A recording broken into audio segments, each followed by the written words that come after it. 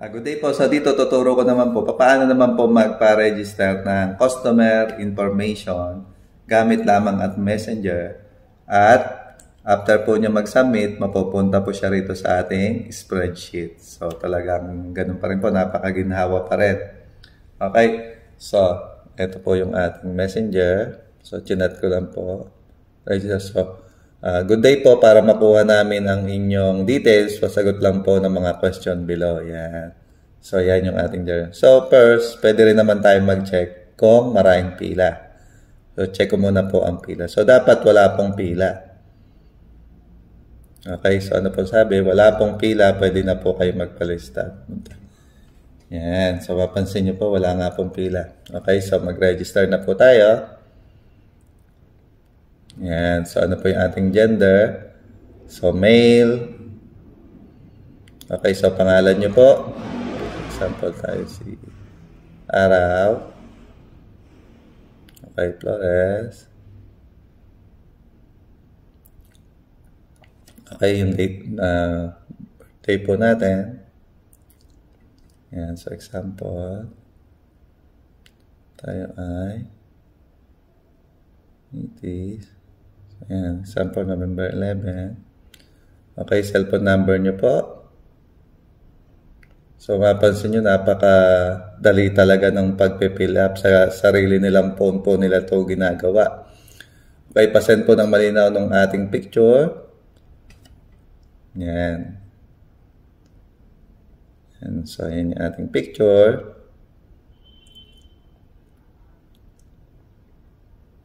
Okay, yung ating ID. So, may picture tayo dyan ng ID. Yan. Okay. So, tapos na po. Okay, so, ayan na yung ating reference. So, ganun lang po, nakuha na natin yung customer information gamit lamang yung message. Ngayon, check po natin sa ating spreadsheet kung siya po ay lumitaw. Yan. So, ayan po, tama. Ayan po yung customer picture. Then, yung name ng ating customer at yung kanyang number, yung kanyang ID picture, okay, yung kanyang Facebook profile pic, okay, waiting time niya, yan, kasi send niya pa lang po, kaya just now, at yung kanyang reference. So, talagang napakaginhawa po, talagang effortless. So, walang mahihirapan na sekretarya at yung mga customer nakaupo lamang habang nagpipill up, di na kailangan ng ballpen at papel. Okay po, at the same time, napunta po siya sa spreadsheet. Thank you po. Good day po. So, example po ay meron pa ho isang magsasubmit para ma-check lang po natin kung talaga nadadagdagan pa ho ito. So, kahit ilan po yung mag-submit, sunod-sunod lang po sila dyan. So, mag-send pa ho ako na isa pa. Okay? Check po natin. So, ngayon may isa po tayo ngayon dito, meaning may isang pila. So, itest muna natin yung pila. Yan, check mo na ang pila. So, that may isa po diyang lilitaw. Yan, o, tama po, o, may 1 po. Yan, 1/11/41 araw. Tama, araw yung pangalan niya. Yan. So, magsasubmit pa ho ako ng isa.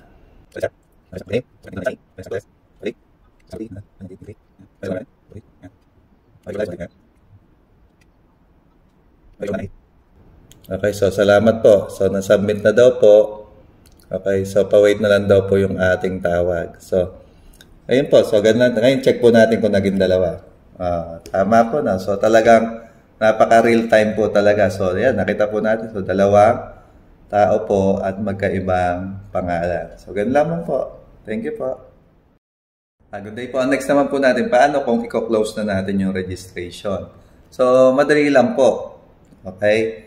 So, kunin ko lang po yung authorized na dapat mag-close ng ating registration. So, example ito po. So, i-chat ko lang po ay register, close.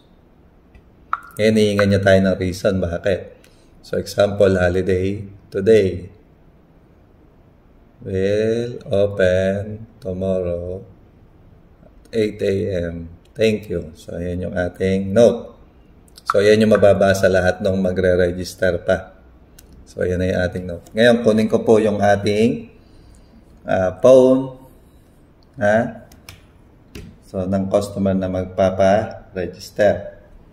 Okay, so chat ko lang po ay register.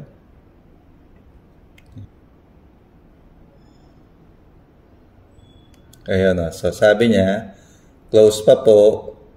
Pa-check na lang po ng no. So, yun, Solid day today will open tomorrow at 8 a.m. Thank you. Yan. So, talagang na-advise agad lahat ng gusto mag-register ng hindi na natin sinasabihan po lahat o nagpapaskill. So, dito pa lang sa Messenger ay nanonotify na po na sana. So, ngayon, na-close natin. Ngayon, what if nag-open na? Okay, so try natin. So, chat-chat lang po natin ay, kung may register close, ay may register open din. Okay. So, chat ko lang po yan. Yan. So, open na raw po. Okay, ngayon kunin ko yung ating customer na magsasubmit. So, type ko lang, register ali. Okay. So, dapat magdiretso na po siya. Ayun o, napansin niyo po, nagdiretso na. Okay, so nasubmit na. So, ganun lamang po kadali at talagang ang bilis natin ma-open at close yung. Ngayon, check naman natin kung nag-submit. So, dapat maging 3. Yan. So, mapansin nyo po, 3 na sila. So, talagang napakaginhawa po nitong sistema. So, wala tayong ginamit na materials, kundi mismong unit ni customer. So, talagang wala tayong pag-aala sa ating mga gamit at nabawasan tayo ng gastos. Okay, thank you po. Good day po. Dito naman sa ating next tutorial. So, paano naman kung merong nag-submit at siya po'y wala sa pila or hindi natin siya makontak. So, example, ito pong si Mario.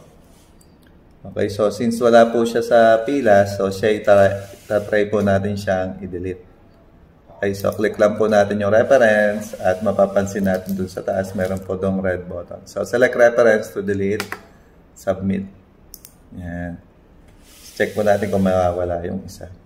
Okay. So, tama, nawala po. Oh. So, talagang napaka-ginhawa po talaga. Okay, ngayon, ito namang isa. So, example, ito rin po ay wala.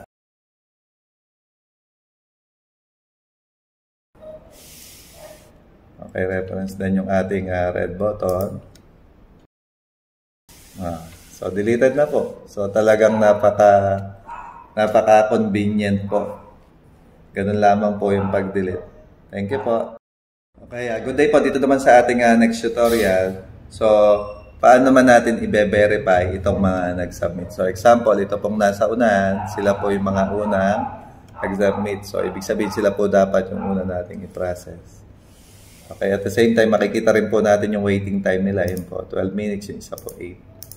So, dito tayo sa, okay, so click lang po natin yung reference at i-select natin tong button. Select reference and click.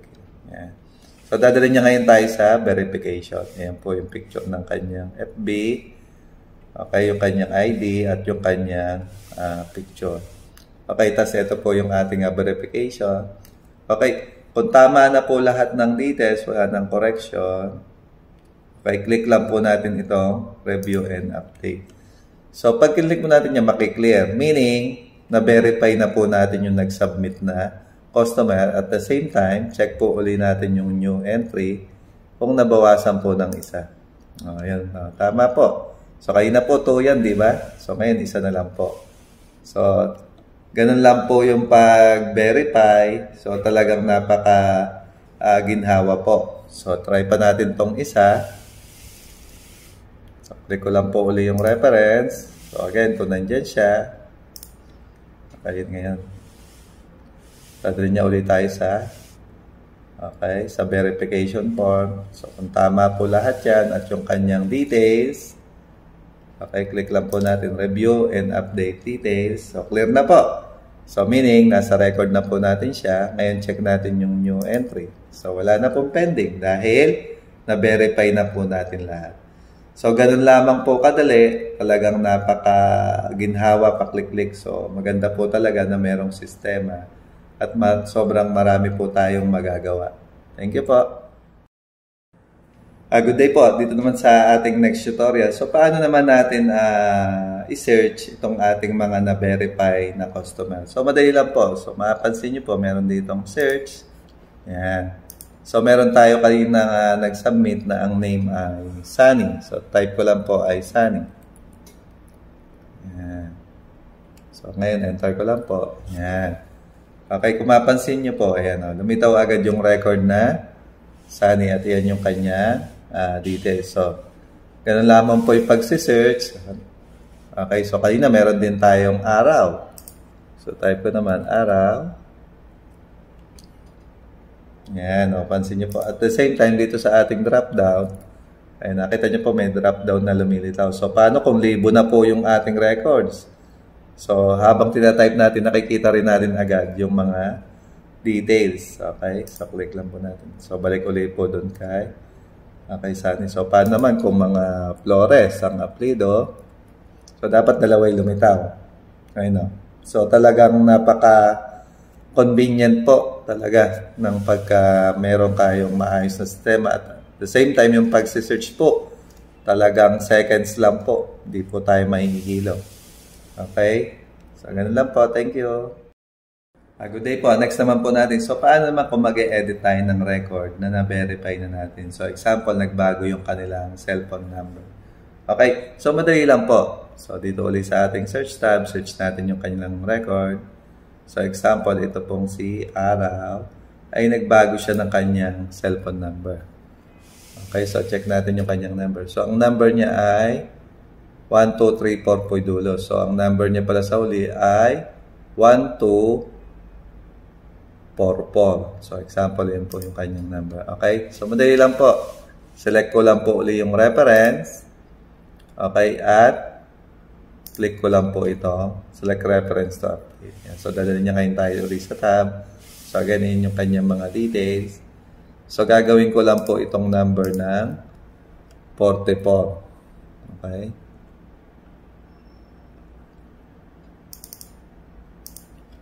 Dulo. So, yan.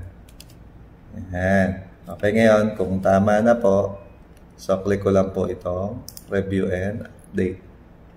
So, na-erase na. Ngayon, check po natin sa search kung ito'y nagbago. Yan. Check po natin. Pansin nyo po. 1, 2, 4, 4. Okay, so, pati ito naman nasa baba. So, pagawin naman natin itong kay Sunny. So, example, ang apelido niya pala ay hindi Flores, kundi sample Floro. Okay, so mali lamang. So, punta ulit tayo sa reference niya. Okay, select reference to update. Pinadali niya tayo sa tab. So, papalitan natin itong Flores ng Floro. Yan. So, Sunny, Floro. So, click ko lang po itong review. So, once na na-clear, meaning updated na po yung kanyang record. Okay, check po ulit natin sa search.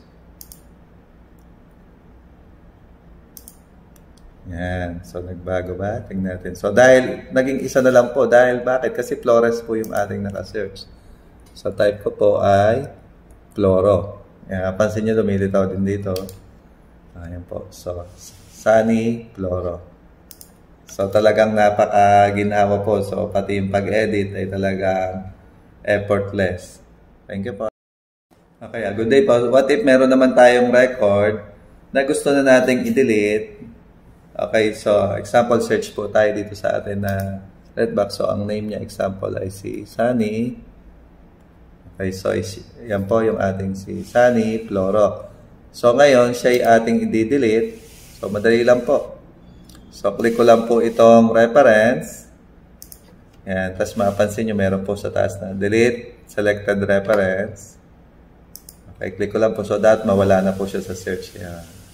So, ganun lamang po madali. So, wala na po yung word na, ay wala na po yung file natin na Sunny. So, check naman natin si Araw. Okay, so ito naman si Araw. I-delete din po natin. So, again, select lang po natin yung reference at click natin yung delete. So, dapat ma-erase na rin po. Yan. So, no result na po. Okay, balikan natin si Sunny. Wala na po tayong record at pati si Araw. Okay, so talagang napakaginhawa po. So lahat ng mga kailangan nating function ay nandyan po.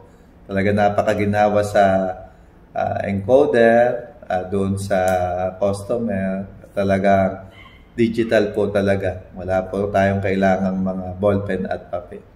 Thank you po.